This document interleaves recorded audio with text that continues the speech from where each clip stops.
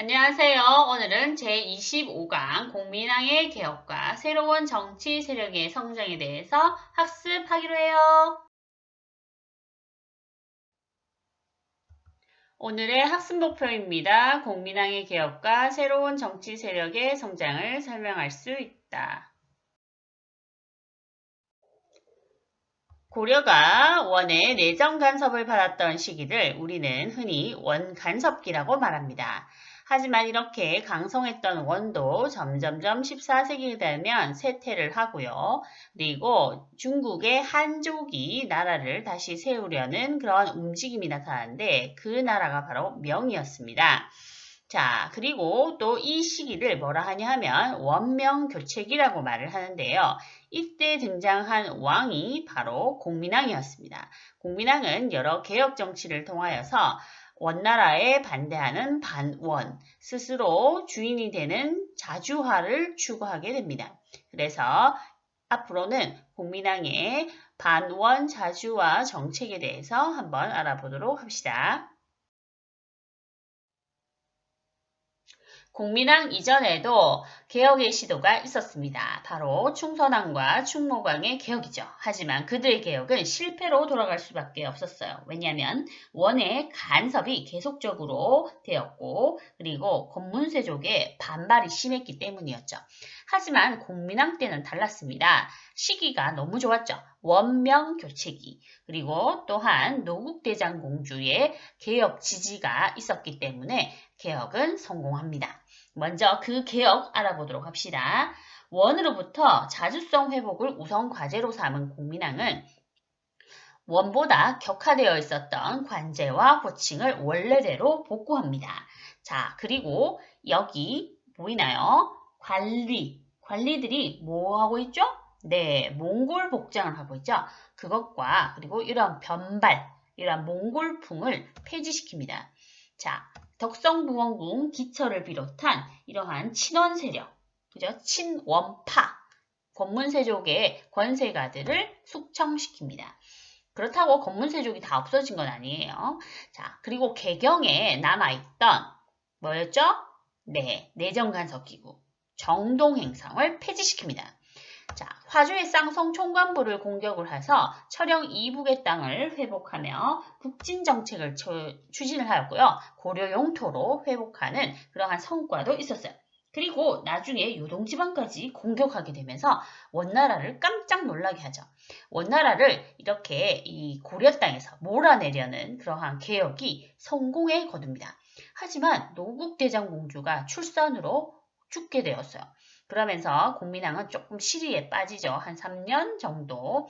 그렇지만 이제 신돈이라는 승려와 만나서 2차 개혁을 추진을 하니까 그 개혁도 한번 만나보기로 해요. 공민왕은 승려 신돈을 등용하여 개혁을 추진합니다. 한번 볼까요? 신돈이 말하기를 근래 기강이 크게 무너져서 권세가들이 종묘, 학교 등의 토지와 백성들이 대대로 물려받은 땅은 거의 다 빼앗았다. 앞서 원래 주인에게 돌려주라고 판결한 것도 그대로 가지고 있으며 평민들을 노리로 삼고 있다. 이제 전민변정도감을 두어 이를 가려 정비하겠다고 하였다. 고려사. 자, 그래서 권문세족이 빼앗은 토지를 전민변정도감을 설치하여 원래 주인에게 돌려주겠어요. 그리고 불법으로 노비로 만든 사람들이 있었죠. 그 사람들도 전민변정도감에서 양인으로 해방시켰습니다. 어디서 많이 안 들어봤나요? 광종. 많이 들어봤죠? 네, 맞습니다. 광종의 노비 앙검법과 거의 똑같죠. 그죠? 그래서 노비를 이제 양인으로 해방시키면 어떤 효과가 있죠? 저번에 노비 앙검법 할 때 했는데, 네, 세금을 낼 수 있는 양인들의 확보. 첫 번째. 그래서 국방력, 국가재정력 튼튼. 두 번째. 그리고 호족들의 그런 재산인 노비를 줄여버림으로써 호족들의 그러한 경제적인 타격을 줄 수 있었죠. 똑같습니다. 권문세족에게 타격을 줄 수 있는 그러한 것 그리고 국가재정과 국방력 그리고 왕권 강화까지 세 마리 토끼를 다 잡을 수 있는 전민변정도감을 설치를 한 거예요. 자, 그리고 개혁 정치를 지속적으로 추진하기 위해서는 개혁 세력이 필요하죠. 그들이 누굽니까? 바로 똑똑한 인재들, 미래의 인재들, 브레인이 되는 신진사대부입니다. 자, 성균관을 설치합니다. 국가 최고 교육기관 국민왕 때는 신진사대부들을 이곳을 중심으로 세력을 성장시켰는데요. 특히 이색이라는 사람을 성균관 대사성에 앉히고 이색이 바로 그의 제자들을 키우게 됩니다. 그의 제자들이 그 유명한 바로 정도전, 정몽주 뭐 이런 사람들이에요. 공민왕 때 새로운 정치 세력이 신진사대부 외에 또 등장하게 되었는데 그들은 바로 신흥무인 세력이었습니다. 자, 한번 볼까요? 자, 홍건적이 쳐들어옵니다. 얘들은 누구죠? 얘들은 바로 원나라에 대항하여 조직된 명의 전신, 바로 한족의 집단이었어요. 왜 명의 전신이라고 얘기를 하냐 하면 이 홍건적이 우두머리 주원장이 결국 명을 세우거든요. 아무튼 간에 자, 원이 쇠약해진 틈을 타서 반란을 일으킨 홍건적의 일부가 고려로 쳐들어옵니다. 큰일이죠. 자, 그때 안우 김득배 이방실이라는 사람이 잘마가 됩니다. 이게 1차예요. 1차. 자, 그런데 또 쳐들어와요. 왜 자꾸 쳐들어오는 거죠? 네. 원의 부마구로서 고려와 원은 한편이라고 생각하기 때문이에요. 지금 공민왕이 개혁하는지도 모르고.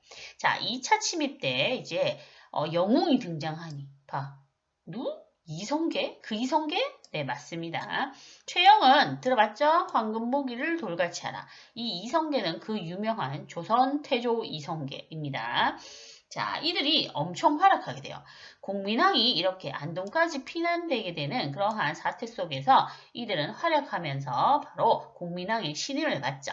공민왕이 얼마나 다급했는지 안동까지 피난을 갔을 때 백성들이 자기 등을 또 내어주었어요. 여기서 이제 노다리 밟기라는 그러한 전통놀이도 뭐 하여튼 생기기도 했어요. 이거는 그냥 뭐 참고로 알아두고. 자, 그런데 또 쳐들어왔어요. 누가요? 바로 왜구가요.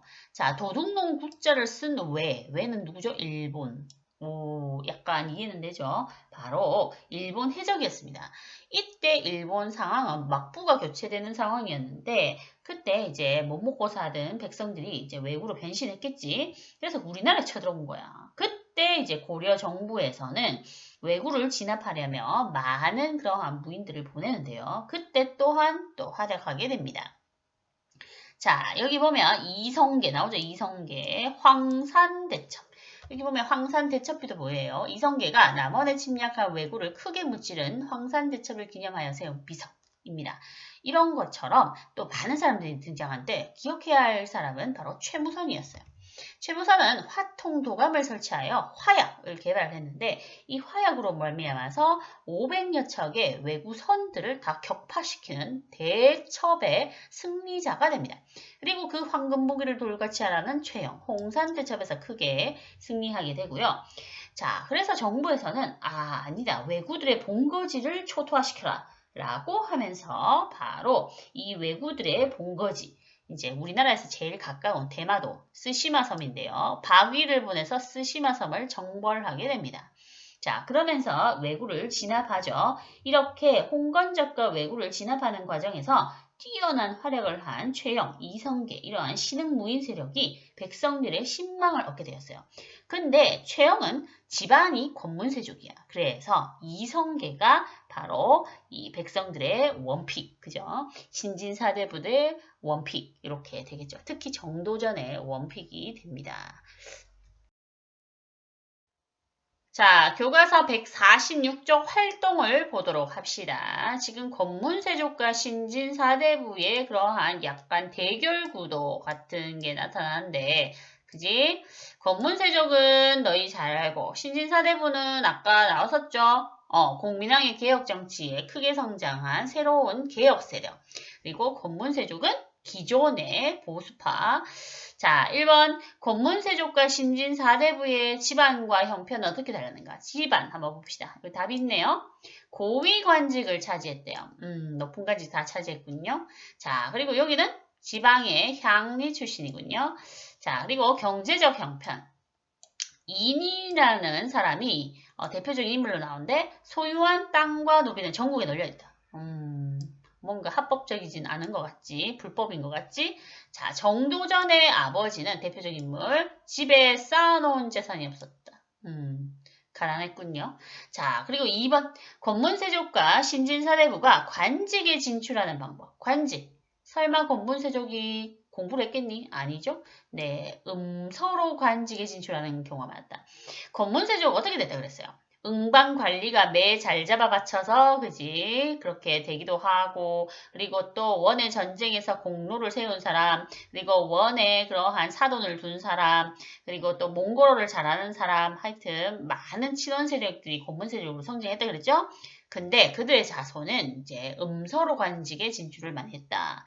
자, 그런데 신진사대부는 대표적인 신진사대부 정몽주, 윤소종, 정도전 모두 공민왕 때 과거에 급제했다. 공민왕 때 개혁을 추진을 하면서 과거제를 많이 부활시켰는데 이때 정정당당 실력으로 과거 급제.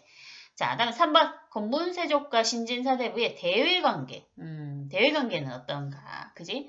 자, 아까 뭐 홍공정도 쳐들어오고 그 다음에 원나라는 아직 있고 외구도 쳐들어오고 막 이러한 복잡한 상황에서 이제 명나라가 이제 원나라와 그지 대항하면서 이렇게 이제 교체되는 원명 교체기 그런 시기라 그랬죠?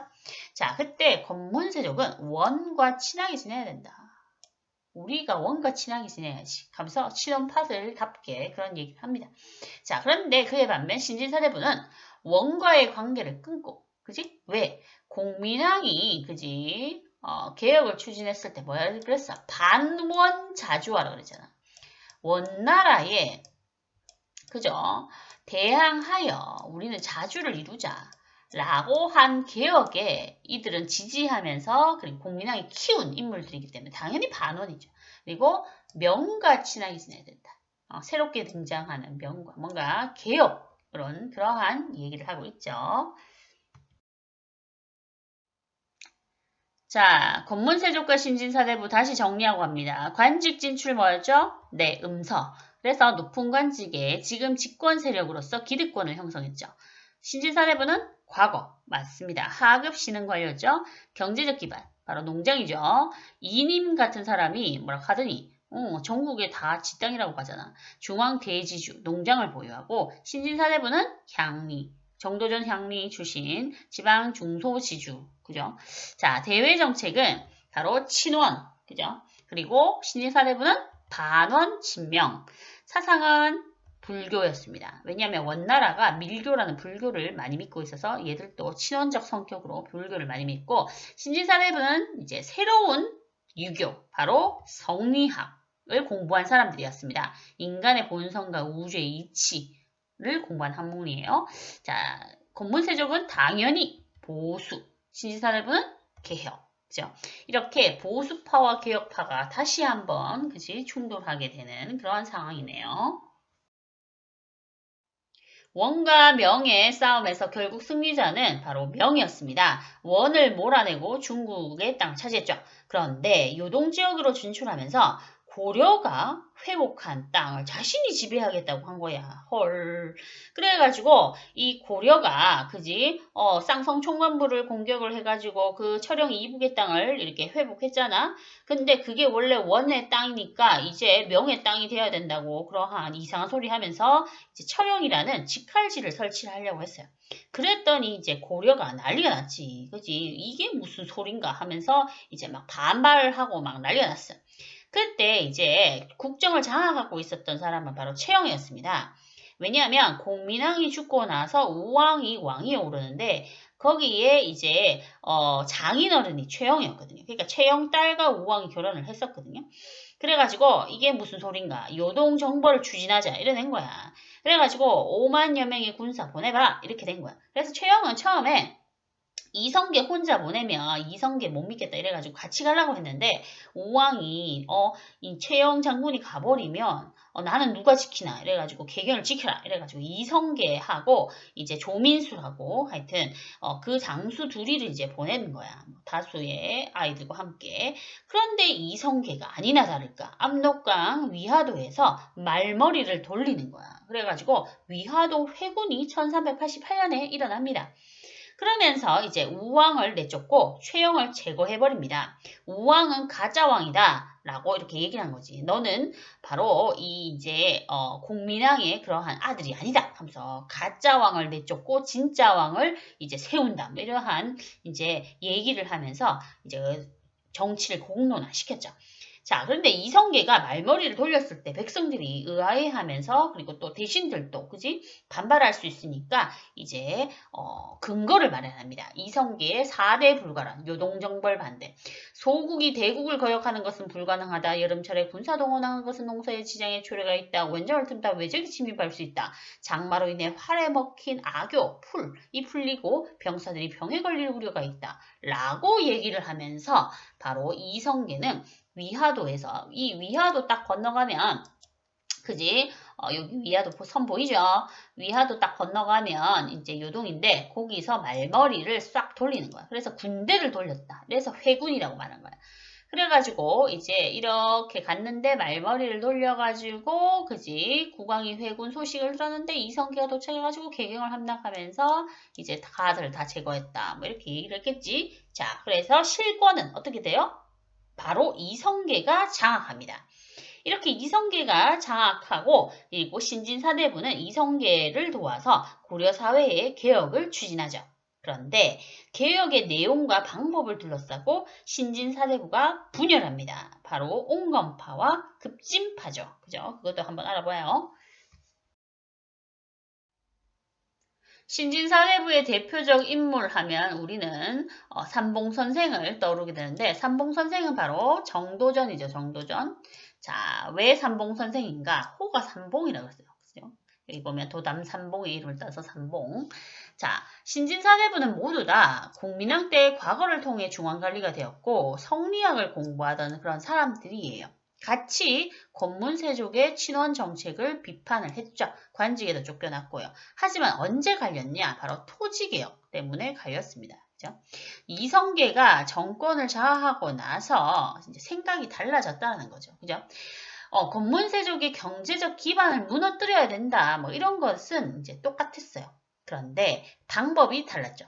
그리고 또 정도전은 지금 바로 불시잡변을 저술해서 불교의 교리와 폐단을 강하게 비판을 하였죠. 그죠?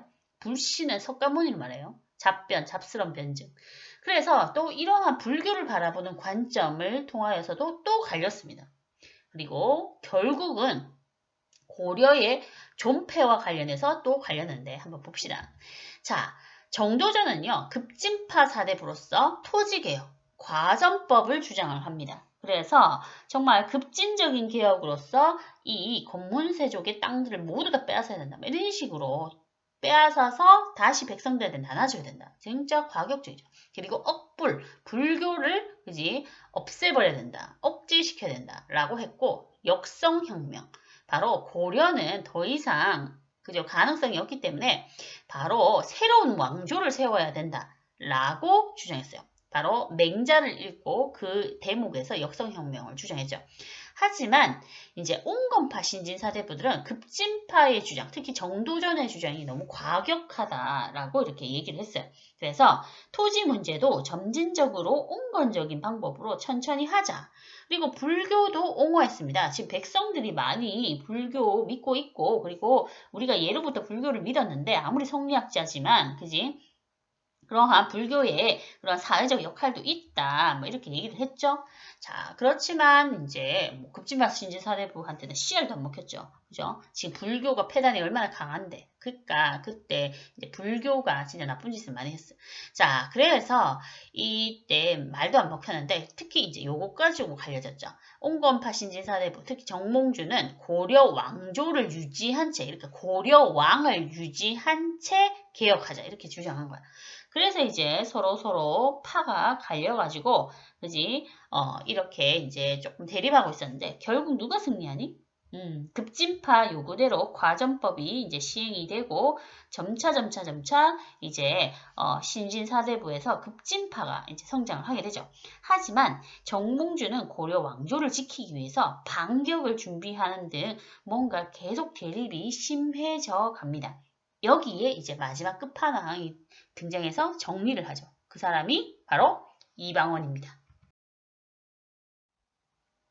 자, 나중에 조선 3대 태종이 되는 이방원이 정몽주에게 이런 시를 보내요. 하여가. 국어 시간에 배웠을 거예요. 이런들 어떠하리 저런들 어떠하리 만수상 드렁치기 얽혀진들 어떠하리 우리도 이같이 얽혀 100년까지 누리려라. 고려면 어떻고 새로운 나라면 어때? 일단 우리가 개혁을 해서 그지? 같이 이렇게 권세를 누려봐. 이렇게 이제 해서 보냈더니 정몽주가 어떻게 보냈냐면 이렇게 보냈어요. 단심과 이 몸이 죽고 주고 100번 고쳐주고 백골이 진토되어 넋이라도 있고 없고 임향한 고려향한 일편단심이야 가실 줄이 있으리야. 그래서 정몽주는 성리학자 중에서 충을 이제 생각을 하며 이렇게 안 돼! 이렇게 거절을 했지? 자, 이제 서로 두 파는 돌아올 수 없는 강을 건넜어요. 급진파 신진사대부와 이성계는 한편, 그리고 고려왕과 정몽주 한편. 자, 그래서 누가 먼저 제거하나 이게 이제 급선무였어요. 정몽주가 원래 먼저 제거하려는 계획을 가지고 있었는데 이제 이방원에게 당한 거지. 자, 요 SBS 드라마에 이제 육룡이 나르샤에 이렇게 유아인 배우가 이방원조 나오는데 태조 이성계의 5번째 아들이에요. 그래가지고 이제 정몽주를 죽이죠. 여기는 선주교라고 해서 이제 정몽주가 그지 죽은 곳이 여기다 이렇게 얘기를 하고 있는데 근데 고려사에서는 정몽주가 길에서 사망한 것으로 되어 있어요. 하지만 이제 우리는 뭐 흔히 이방원이 보낸 그런 자객에 의해서 정몽주가 선주교에서 뭐 철퇴를 맞고 뭐 살해당했다 이렇게 뭐 흔히들 알고 있죠. 하지만 역사책에는 그냥 길에서 사망한 것으로 기록되어 있어요. 자, 고려 말에서 조선까지의 건국 과정을 다시 정리해 봅시다. 개혁의 왕, 네, 공민왕이었죠. 그때 성장한 정치 세력, 신진사대부였습니다. 그들이 추구한 개혁은 반원자주화 정책과 왕권 강화였죠. 하지만 공민왕은 시해당합니다. 그때 아들 우왕 그리고 창왕 때 권문세족이 득세합니다. 그죠? 자, 그리고 철영위 설치를 반대하죠. 명나라가 이제 땅을 내놔라 라고 하면서 직할시 철영위를 설치했는데 그것을 이제 우왕과 최영이 반대를 하죠. 자, 그리고 요동정벌을 간행을 합니다. 이때 바로 이성계가 위화도에서 뭐하죠? 말머리를 돌리죠. 라고 하면서 이제 공양왕이라는 그런 허수아비 왕을 세우고 그 다음에 급진파 신진사대부와 함께 과전법을 추구합니다. 자, 온건파 신진사대부가 제거당하고 결국 뭐가 건국됩니까? 네, 공양왕에게 양해를 받아서 조선을 건국하게 됩니다.